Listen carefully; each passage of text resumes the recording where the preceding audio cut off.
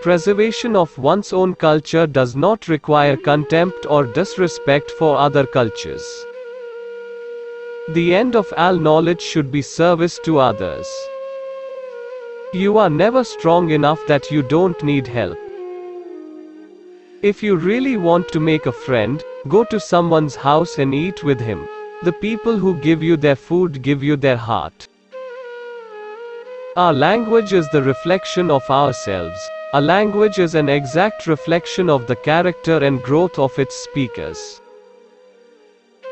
The fight is never about grapes or lettuce, it is always about people.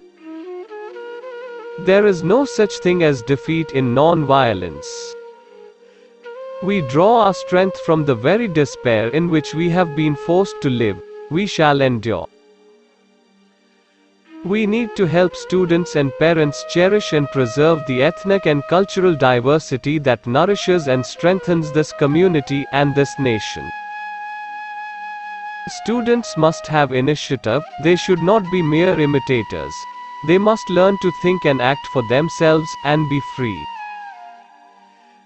From the depth of need and despair, people can work together, can organize themselves to solve their own problems and fill their own needs with dignity and strength. There is no substitute for hard work, 23 or 24 hours a day, and there is no substitute for patience and acceptance. To be a man is to suffer for others. God help us to be men.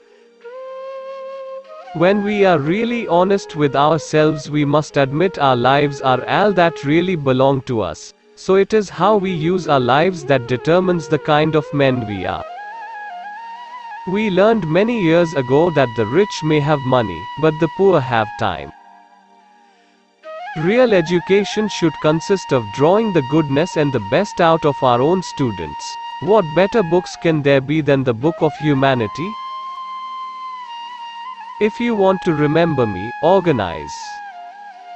There is no law for farm labor organizing, save the law of the jungle. Without a union, the people are always cheated, and they are so innocent. In some cases, non-violence requires more militancy than violence.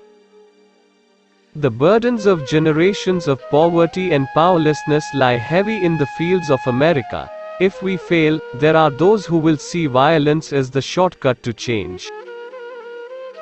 Farm workers are society's canaries. Farm workers and their children demonstrate the effects of pesticide poisoning before anyone else. As long as we have a poor country bordering California, it's going to be very difficult to win strikes. Since the church is to be servant to the poor, it is our fault if that wealth is not channeled to help the poor in our world. Who gets the risks? The risks are given to the consumer, the unsuspecting consumer, and the poor workforce. And who gets the benefits? The benefits are only for the corporations, for the money makers.